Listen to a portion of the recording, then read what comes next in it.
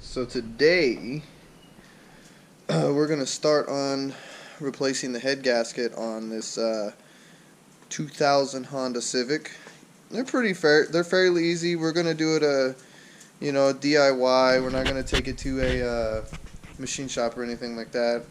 So I'm gonna go over pretty much how to do it yourself without having too much of a struggle. It's pretty simple. But as you can see, I already took the valve cover off. It was leaking oil pretty bad down in there. You can see it. It's not very bright in here. Alrighty. So basically, is what I've done so far is I have removed the coolant lines. I unplugged all the plugs that go to anything on the head. I've unplugged any plugs that go to the intake. Pretty much all the hoses that go to it, besides the ones on the bottom that I haven't got to.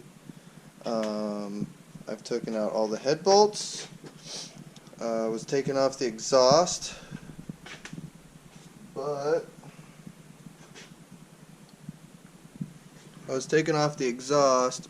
those two bolts right there decided to strip out, so I won't be able to take those off tonight because I have nothing to pull them off with, so I have to get a tool tomorrow. But other than that, I'll probably take off the fuel rail, and then just unplug a couple hoses from the bottom of the intake manifold, and she should be ready to come right off. Besides the timing belt. But to do the timing belt, I have to jack up the car, take off the tire over here. That way I can get to all the belts and stuff like that. I can move the power steering pump and stuff out of my way. But other than that, it's a pretty easy process. It's going pretty good. I've been working on it for I don't know, maybe like an hour and 10 minutes, and I've almost gotten to the point where I can pull the head completely off. So I mean, that's a pretty good time.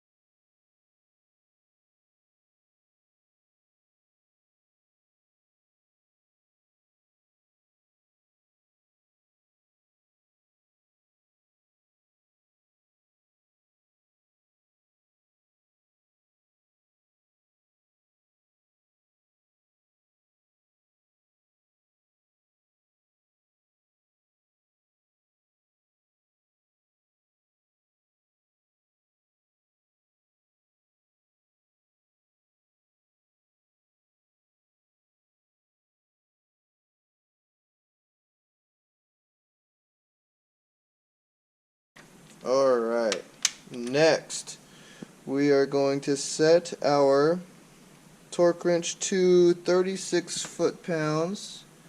So we're going to set it to 36. You're going to go to 30 and then go to 6.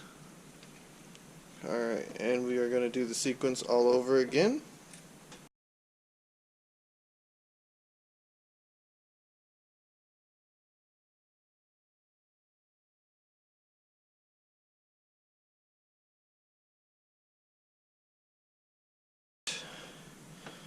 We are going to set our torque wrench to 49 pounds. It's 40. Gotta go to 9. And we're going to do it again.